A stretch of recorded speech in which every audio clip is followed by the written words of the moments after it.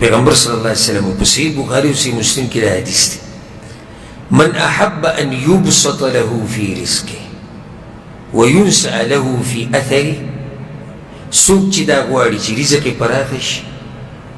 او ژوند ور الله اوږد برکتي ژوند ورکړي دا موږ ټول غواړو پراخه رزق زه هم غواړم ته هم غواړې برکتي اوږد ژوند زه هم غواړم ته هم غواړې پیغمبر ته دې طریقه ښیي وی که څوک دا دوه خبرې غواړي فلیصل رحمه تیرې د خپلوانو سره خپلولي ساتي او دا خبرې بس ما ختمه کړې ده او زه تپوس نه کوم د هغه او زه د خوا نه ځم او ده سره مې ختمه او د هغه سره مې ختمه او د عمر له سپېره ګرځي دا سړی عمر له سپېره ګرځي بس وایي پښتو ده پښتو په هغه پښتو به څه وکړي چې ستا پکې نه څه قدر شتي نه دې په ژوند کې څه مزه شتي نه دې څوک عزت کوي نه د خالق په نیز درونې او نه د مخلوق په نیز درونې په هغه پښتو باندې کیسه کار هغه کوه چې د الله په نیز درون شي د خلکو ته درون شي او ژوند به دې خوشحاله شي ژوند کې به د الله برکت واچي عایشه رضی الله عنها وایي دا ډېر ناشنا روایت دی د عایشې رضی الله عنها وإن حسن الخلق دا نصيحت ياد كيدا أم المؤمنين عائشة رضي الله عنها وي خيستا أخلاق وحسن الجوار أو دا قاوندي سر خيستا أخلاق ساتل أو دا خبلوانو سر خبلولي ساتل أو دا ميلمه خيال ساتل د مؤمنانو خیال ساتل چا کې چې وي دا کارونه یي نو د دنیا الله ښایسته کي او ژوند ور الله اوږد ورکوي او دا د تجربې خبره ده ما خو لیدلې ده تاسو به هم لیدلي چې کم سړی د خلکو سره په غمونو په مصیبتونو کې ودرېږي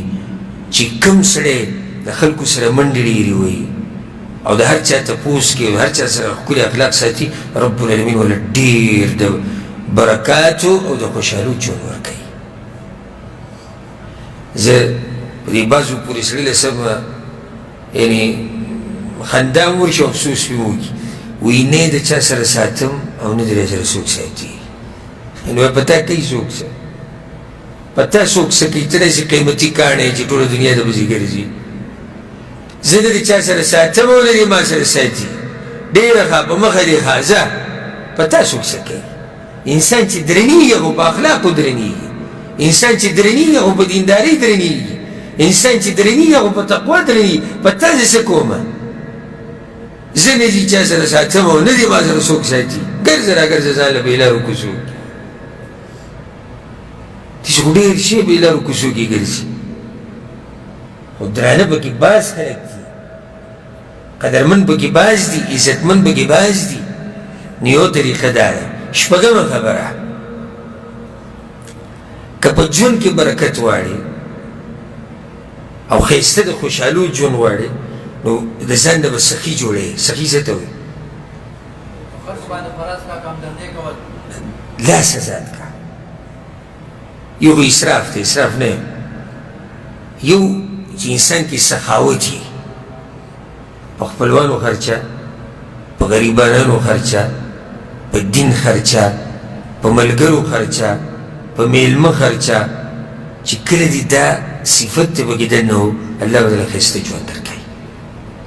ناشنا ناشنا ځینو به تا د رزق میلاویږي خوشحالیانې به دي په ژوند کې عزتمند به قدرمند به او به چې د الله دپاره یې لګوي او نیت دې دی چې زه الله راضي کو ته په دې هر څه کې دا نیت ساتلی شي زه د الله دپاره کوم په دې هر څه درته اجر میلاویږي ما ورته چې راوځو کور له رزق لټول رزق خو الله ورکوي موږ اسباب ښځې له مور پلار له بچو له که چېرته ما ورته دا سوچ وکړو چې دا د الله د رضا دپاره کوم دا هم صدقه ده ستا یو ملګری راغی کور ته او ته یې ډېر عزت وکړو او د چا دپاره دې وکړو د الله دپاره دا هم اجر دی ستا کور ته میلمه راغی ښه ټیټ میلمستیا دې وله وکړه د الله دپاره دا اجر دی د خلکو سره ولاړې خلکو سره منډې او خرچې او دا هر څه الله دپاره کوه ټول اجر او اجر دی د ژوند به یې ټول د خوشحالو نه ډکي وما انفقتم من شيء فهو يخلفه تاسو چې الله وایي څه ولګوئ که نه الله به د هغې په بدله کې ډېر څه درکوي او چې رب العالمین وایي چې زه به دله په بدل کې در کومه نو هغه شی به څه شی چې تا لګولی دی او د هغې په مقابله کې څه شی چې تا لګولی دی مثل الذين ينفقون اموالهم في سبيل الله کم خلق ته الله په لار کې مالونه لګي کمثل حبه مثال د یو دانې دی انبتت 7 سنابل ګوره دانې هو ده څو وږي راوختو اووه وږي في كل سنبلة 100 حبه او په هر وږي کې څو دانې دي سل څو شو وسوا لګولې تاسو یو دانه د یوې نه خبره څو ته لاړه وصو ته نه صرف په دې ځای ونه درېده والله يضاعف لمن يشاء الله چاله د دې نه زیات کما چې کله ته په غریبانو خرچې کې په دین کې په ملګرو کې په میلمنوي کې په خپلوانو کې یو دانه وصو ته جوړېږي او د دې نه به الله ډېرې ستا ژوند کې به څومره خوشحالیانې راځي هغه حدیث خو به تاسو ته یاد دي انشاءالله پیغمبر صلی الله علیه وسلم څه وایي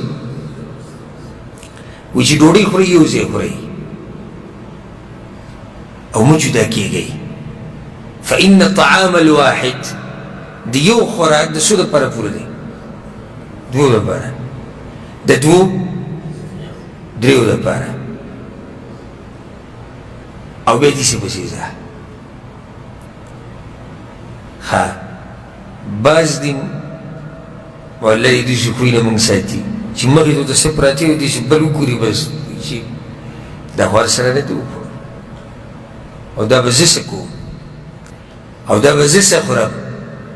او دا به زه څه کوم د بچو دپاره او د ښځې دپاره دا خو زه لاړم تباه شو او دا خو زه غرق شو نه د یو هغه دوه د دوو هغه درې یا څلور د څلورو هغه اته د پنځو هغه لس د لسو هغه شل د شلو هغه څلوېښت زړه ګډ ساته الله به کې برکت اچوي ته صرف د دې جیب نه لږ ته لاس لرې که او خرچه وکړه که ستا په ژوند کې برکت راغی بیا ماته ووایه خو د لاس به دې لرې کوي څوک کوم سړی چې بخیلي ژوند ډېر لنډ تنګي برکت یې نه په ژوند کې غریب د یو روپۍ حساب او دلته په سعودي عرب کې حلالي ما په خپلو سترګو لیدلي بعض پکې د حلالو حساب کوي د دې سړي په ژوند کې به تاسو ماته ووایئ ځه د ژوند به تنګي که نه وي ځکه چې خبره کله د حلالو حساب ته واوړېده نو ژوند ډېر تنګ نه شو ډېر زیات تنګ شو که نه صحیح د سړی حساب کې دا نه چې حساب مه کوه خو دې حد ته رسېده چې ته نه په ښځه خرچه کې نه په بچو کې نه په ملګرو کې نه په غریبانانو کې نه په کونډو نه په یتیمانانو نه په دیندارو نه په دین نه په علماو نو کیسه ته څه دپاره جمع کړي نو یو په ځان کې دا صفت راولي سخاوت ځان سخي که الله به دې ژوند ښایسته کړي